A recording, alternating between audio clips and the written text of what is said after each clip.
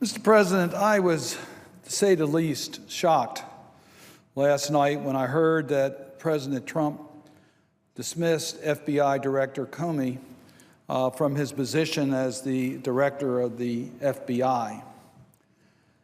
To me, this decision by President Trump crossed the line. I've tried to understand what was going through the president's mind at the time he dismissed Mr. Comey.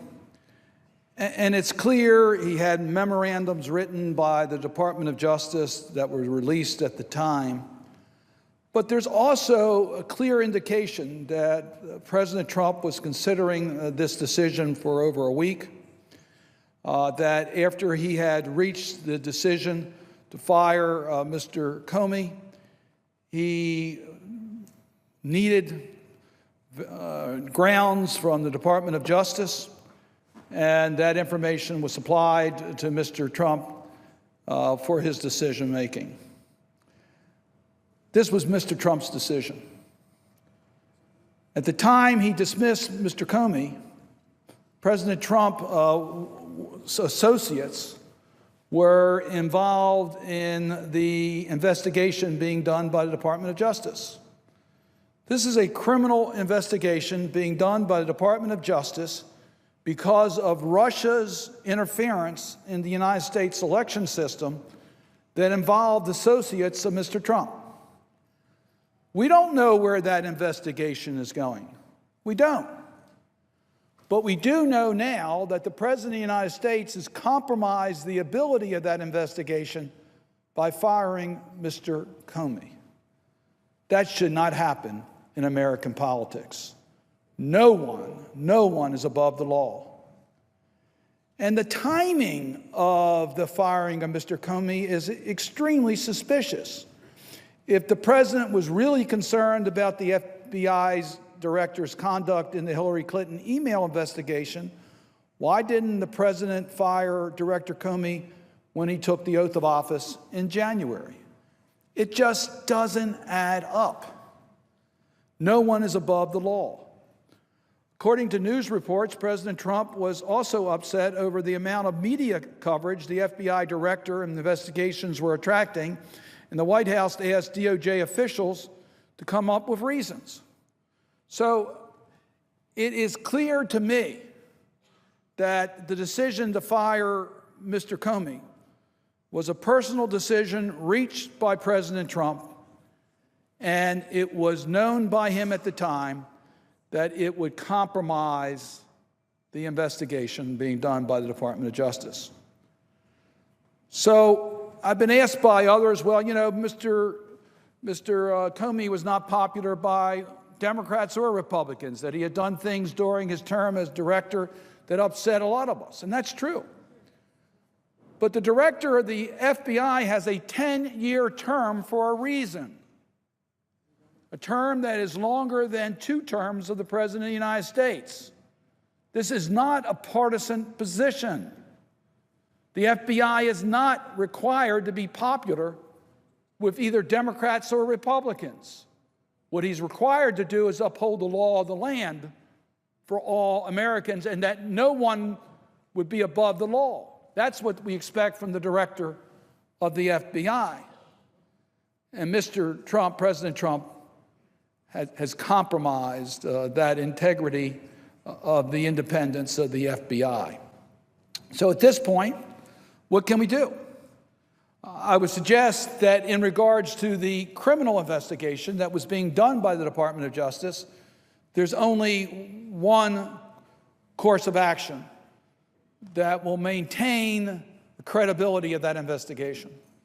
And that is, it's incumbent upon the Department of Justice to name, as soon as possible, a special prosecutor to take over that role. If that is not done, in my view, it'll be difficult to have the confidence of the American people that that investigation is not being directed by those who are supposed to be the subject of that investigation. It would also, I think, compromise the nomination process for the next director of the FBI. If we don't have a special counsel named, then there will be so much focus as to how that next director will handle this investigation that we really won't have attention paid to the other responsibilities and talents of that individual to handle the broad jurisdiction of the FBI. And if that's not resolved, the investigation by the appointment of a special prosecutor, it's difficult to see how we're going to have a truly bipartisan process for maintaining the support for the FBI. So I would urge the Deputy Attorney General to name, as soon as possible, a respected person as an independent prosecutor to take over this investigation. But, Mr. President, there are deeper concerns than just the President of the United States hampering a criminal investigation in which associates of him are involved in that investigation, because it also involves a country that is not a friend of the United States. All this was triggered by Russia's involvement in our democratic election system. We know that Russia was directly engaged in trying to compromise our election system by calling into question the confidence of our system and trying to tilt the scales in favor of one of our candidates. So Russia made contacts with Americans in order to further their aim at bringing down our democratic system of government. This is not unique to the United States. Russia has used similar tactics in other elections of democratic countries. We saw in the Montenegrin election, where Montenegrins were voting on a government for accession into NATO, that Russia exported individuals into that country to try to disrupt that election. They were not successful, but they tried. And, Mr. President, we saw just recently in the French elections, where Russia directly got involved to try to help one of the candidates that they believed would help pull France away from the EU, creating a vacuum for Russia's influence. And the French voters turned that down. They were not successful. But that doesn't mean that Russia won't continue to try to bring down democratic systems of government. Mr. Trump's casual and consistent dismissal of the facts laid out by the entire Intelligence Committee about Russia's engagement in the United States should set off alarm bells. It cannot be business as usual. And today, President Trump and Secretary Tillerson met with Foreign Minister Lavrov. Today, of all days, they decide to meet like nothing has happened. Well, a lot has happened. So, did we see any indication that the purpose of that meeting was to raise our strong objections to Russia's interference into our election system, or Russia's compromising Americans to try to help in regards to their campaign against our free election system, or Russia's engagement and encroachment into other countries? Did we really hear a commitment by the President of the United States that we would not tolerate that type of behavior by Russia? No, business as usual. The President wants to establish a friendlier relationship with Russia. Russia has not just tried to bring down free election systems. They have invaded other countries. We know about the active campaign in Ukraine, the annexation of Crimea, Russian presence in Moldova and Georgia. I met with the Prime Minister of Georgia, Senator Wicker, earlier today, and he can tell you firsthand of how their country is trying to deal with Russian presence in their sovereign country. And we all know about Russia's engagement in other parts of the world. Their engagement in Syria is bringing about serious challenges to trying to resolve the crisis in that country. The Russian government supporting the Assad regime, war crime activities targeting humanitarian convoys, targeting hospitals, the use of chemical weapons, all that facilitated by Russia. That's well known. But, Mr. President, it might be not as well known that Russia is ambitious in going into many more parts of the world. Russia is now engaged in Afghanistan. We've had one of our longest wars ever in Afghanistan.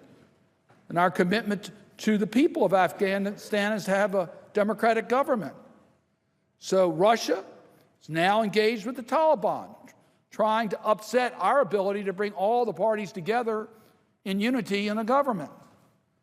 Now that, to me, just is total counter to history. We know about Russia's presence in Afghanistan. Does anyone believe that Russia really is sincere in maintaining peace in that country? And then we see Russia's fingerprints in Yemen, trying to get a naval base on the Yemeni coast, showing no concern for the humanitarian crisis that has been created in that country. And we see Russia's presence in Libya, supporting General Haftar, who has committed his own human rights violations and war crimes, and has disrupted the government of national accord, which is our best chance for peace in Libya. And we see Russia's presence in Nicaragua, sending troops and equipment to that country, and now building a major compound that many believe is being built to spy on the U.S. compound. That's Russia. So, to President Trump, it's not business as usual with Russia. There's a reason why we need an independent commission to investigate what Russia was doing in the United States. Because Russia is trying to create space where they can expand their influence. And expanding their influence is to values that are just the opposite of ours. A corrupt government, no respect for human rights, no respect for democratic institutions or opposition or free press. That's what Russia is trying to expand. And we know that in their involvement in the United States, they are trying to get a way to expand that opportunity. So it's for all those reasons it cannot be business as usual. And when the President of the United States interferes with a criminal investigation that was precipitated by Russia's engagement in the United States, every American should be alarmed. Every American should be asking, what can we do to make sure we have an independent review so we can take steps to protect our national security?